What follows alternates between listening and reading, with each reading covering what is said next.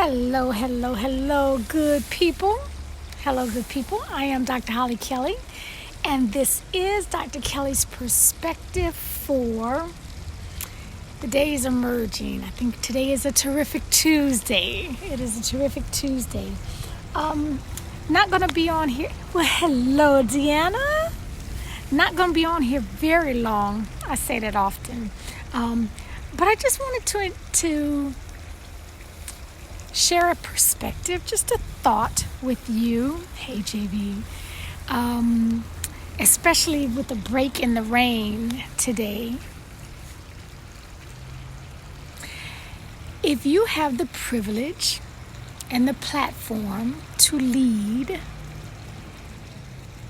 can you please, pretty please with a cherry on top, ensure that people are in the right spots, sort of like get in the right seat on the bus? Because when you have people who are out of position, who are out of purpose, who are out of competence, your entire train is slowed down. And even for those who are not in that workforce space, just apply this to your family. If you've got family members who are out of line, out of purpose, that's the only thing I can think of. They're out of purpose, but they're steady trying to do it, and it's like a square peg trying to fit in a round circle. It doesn't fit, and you can cram it, you can shove it, you can force it, and everybody pays the price for that. You're going to hurt your hand doing the shoving, and the person being shoved and made to fit gets hurt. Self-esteem gets blown out of the water. Everything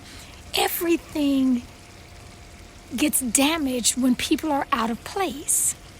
And the reason and thank you for all who are jumping on with me. The sun, I should have wore some shades, but that's a little too cool. I can barely see the screen. Is that Son Hernandez I see? Mr. Hernandez now.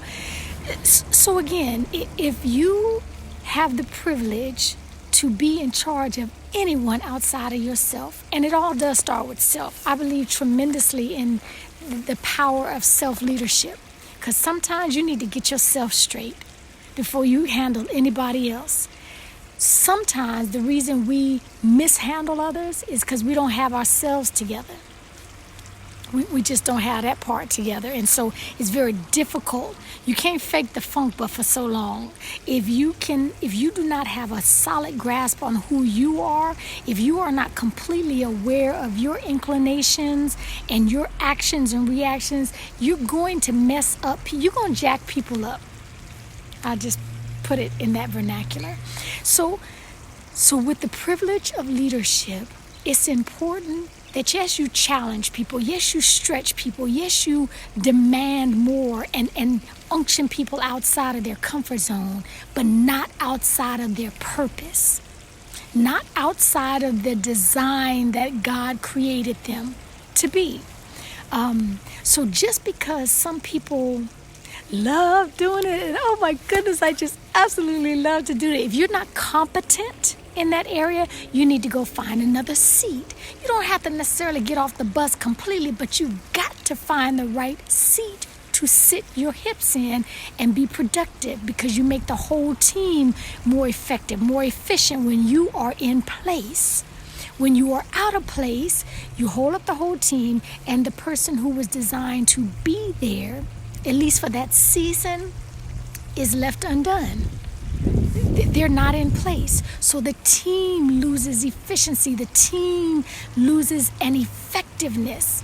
Again, even if you're not in a workplace environment, if you have a family, our families, the individuals within our families still were designed a certain way. We're designed a certain way. You're trying to make this child do something that they were not created to do. I'm not talking about not challenging people. I'm not talking about not stretching people. I'm not talking about mandating a high level of excellence. I'm not talking about that. Yes, you do that. You better do it. But just don't try to make people move outside of their purpose. It's just like, if you've ever been forced into a position, if you ever took your own hips into a position to do something that you were not designed or created and you do not have the competence to do, you know how uncomfortable that is. And if you do not have a self-awareness, if your self-awareness is a little low and you do not know that, that's why you need friends around you. That's why you need accountability partners to have the courage and have enough love for you to say, let's have a little talk. How do you think you're doing in that area?